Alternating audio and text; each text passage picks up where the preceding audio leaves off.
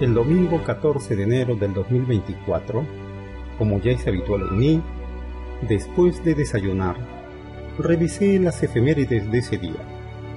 Me encontré que Petit-Thouars había defendido Lima de los ataques chilenos.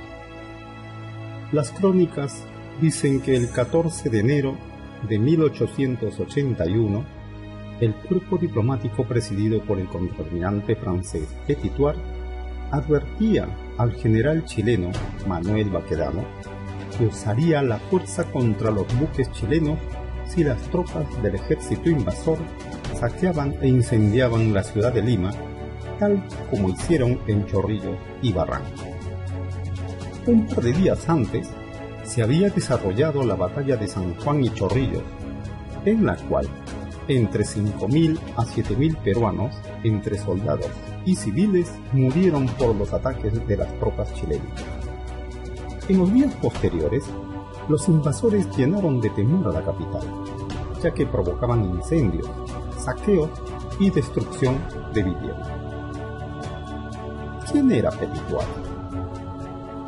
La historia nos cuenta que nació en Burdeos, Francia, el 23 de marzo de 1832. A los 15 años ingresó a la Escuela Naval de Francia y a los 21 se incorporó como oficial en la dotación de Montebello. Participó en la Guerra de Crimea 1835-1856, que enfrentó a Rusia con Francia y otras potencias europeas. En la Guerra Franco-Prusiana 1870, que causó el derrumbe del Imperio francés. Herido de gravedad, fue hecho prisionero. A los 45 años fue ascendido a contraalmirante y nombrado jefe de la División Naval de Francia en el Pacífico. Llegó a Lima por primera vez el 30 de agosto de 1877. A finales de 1880, el almirante francés, que contaba con 49 años, había cumplido su misión en las aguas del Pacífico y fue requerido por sus superiores para que regrese a Francia. Pero él, siguiendo su intuición, según Jorge Basadre, optó por ir al Callao, llegando a nuestro primer puerto el 7 de enero de 1881 al frente del acorazado La Victoria. Siguió de cerca la batalla de San Juan y Miraflores e incluso se encontró en conferencia con el presidente Nicolás de Pierola cuando se inició la batalla. A las 14 horas del domingo 16 de enero de 1881, en el cuartel general del ejército chileno en Chorrillos, se presentaron Rufino Torrico, alcalde municipal de Lima; Spencer St. John, ministro residente de Su Majestad Británica; Donet de Borges, enviado extraordinario y ministro plenipotenciario de Francia; Stirling, almirante británico; y Abel de Petit-Thouars, almirante francés, además de Sabrano, comandante general de las fuerzas navales italianas.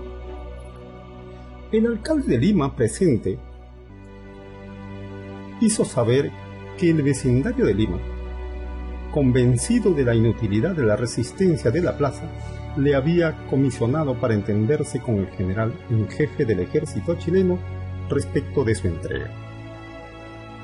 En ausencia de toda autoridad gubernamental, Torrico había creído su deber como jefe de la ciudad solicitar que ella fuera protegida.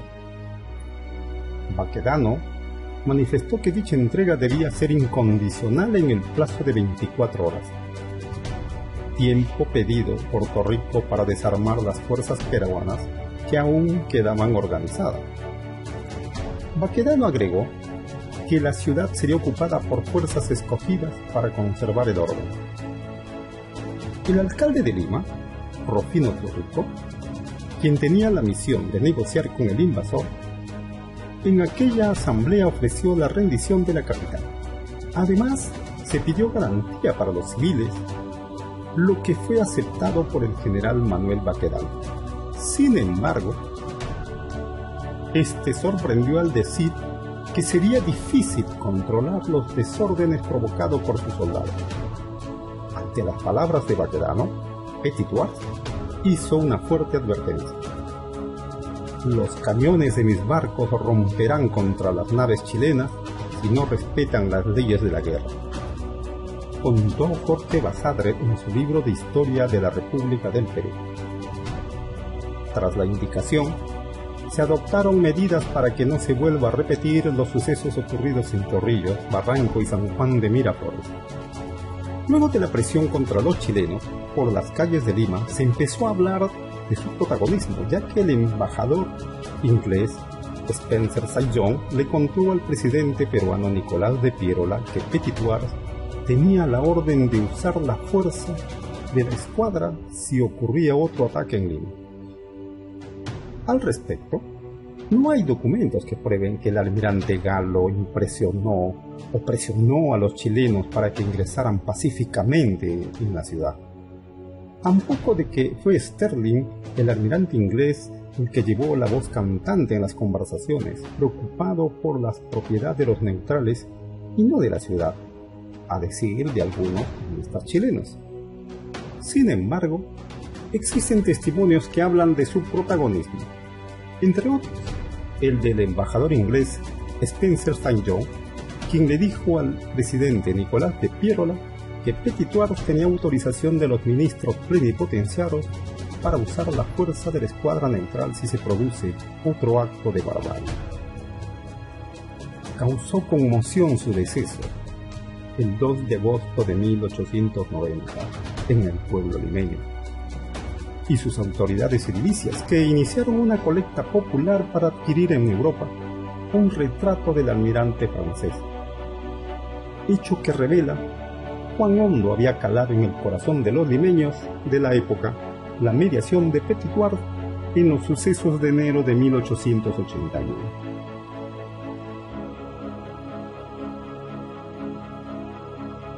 Mientras observamos la Plaza Mayor, nos encontramos que estamos rodeados de una serie de edificios. Entre ellos tenemos el Palacio de Gobierno, que es la residencia del presidente del Perú, la Catedral de Lima, que es la edificación religiosa más importante también del Perú. Luego está el Palacio Arzobispal, que se encuentra junto o al lado de la catedral. Además, se encuentra el Palacio Municipal, que alberga además la Galería Pancho Fierro. También tenemos el Club de la Unión, que es una asociación civil peruana sin fines de lucro fundada en 1868. Pero no podemos olvidar además la Casa del Oidor, que albergaba durante la época colonial al emisario de la corona española como asesor del virrey. Historia del Palacio de Gobierno. Lima fue fundada en un fértil valle regado por el río Rímac, cerca al mar. La ceremonia de fundación se realizó en lo que hoy es la Plaza Mayor un 18 de enero de 1535. Ni bien terminada la ceremonia, los conquistadores se repartieron los terrenos. La casa del gobernador Francisco Pizarro fue construida de una manera sencilla. Años después de su muerte, a manos de los seguidores de Almagro, el pacificador Lagasca ocupó la casa, creando un conflicto entre los herederos de Pizarro y la corona real. Esto se resolvió en 1555 con el pago total del arrendamiento de la casa a la heredera de doña Francisca Pizarro. Luego, todo pasó a poder de la Real Hacienda. El terremoto de 1586 la dejó inhabitable y recién pudo ser reconstruida por el virrey García Hurtado de Mendoza, elevándola a la categoría de palacio. Nuevos terremotos en 1687 y 1746 obligaron a los ocupantes de palacio a vivir en la Plaza Mayor. Las remodelaciones continuaron durante todo el virreinato y también en la era republicana. En 1886, durante el gobierno de la Reconstrucción Nacional del presidente Andrés Avelino Cáceres, se repararon los daños causados en su estructura por la ocupación chilena. En vísperas de las celebraciones del centenario de la Independencia Nacional en 1921, se produjo un incendio en Palacio y el despacho presidencial se trasladó temporalmente a la zona que daba a la calle Pescadería. El presidente Augusto B. Leguía continuó con la restauración, inaugurando en 1927 el Gran Comedor o Salón Francisco Pizarro, primer salón del palacio diseñado en concreto armado. El presidente Óscar R. Benavides completa la reconstrucción del Palacio de Gobierno y lo inaugura tal como lo conocemos hoy en 1938. El Club de la Unión. El histórico Club de la Unión, el lugar que fue punto de encuentro de héroes y personajes ilustres que combatieron la Guerra del Pacífico, se inauguró el 10 de octubre de 1868 gracias al esfuerzo de un grupo de compatriotas, tanto civiles como militares, bajo el liderazgo de don Enrique de Amero. Su objetivo fundamental era promover la amistad, la camaradería y la unidad entre los peruanos en un momento marcado por divisiones y tensiones. Fundado por distinguidas personalidades que participaron en la histórica batalla del 2 de mayo, este club fue un lugar de encuentro para ilustres miembros, incluyendo a destacados militares liberales como el general César Canévaro, Enrique Armero, Miguel Grau, Elías Aguirre, Alfonso Ugarte, José Antonio Lavalle, Domingo Olabegoya, José María Sánchez Concha, Lizardo Montero y el coronel Francisco Bolognesi. Después de sobrevivir a estos traumáticos eventos con los chilenos, el Club La Unión celebró un espléndido baile el 18 de noviembre de 1893 para conmemorar su 25º aniversario. A la festividad asistieron el presidente de la República, el general Remigio Morales Bermúdez, y Andrés Avelino Cáceres junto a su esposa Antonia Moreno de Cáceres. Sin embargo, no pasó mucho tiempo antes de que estallara otro conflicto, esta vez interno, en forma de una guerra civil entre Nicolás de Piérola y Cáceres. Según algunas crónicas, muchos miembros del club tomaron partido por Piérola, lo que llevó a que, al entrar las tropas pierolistas en Lima, los soldados de Cáceres tomaran el centro de actividades sociales por la fuerza. Otros historiadores de la época, sin embargo, ofrecen una versión diferente de los acontecimientos.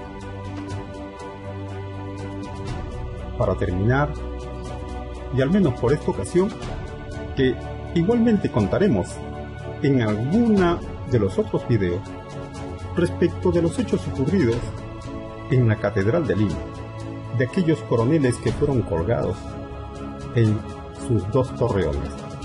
Y estos fueron los coroneles Tomás y Silvestre Gutiérrez, quienes fueron colgados en las torres de la Catedral de Lima el 27 de julio de 1872. Los hermanos Gutiérrez eran golpistas que habían dado un golpe de Estado el 22 de julio de 1872 para evitar que Manuel Prado asumiera la presidencia.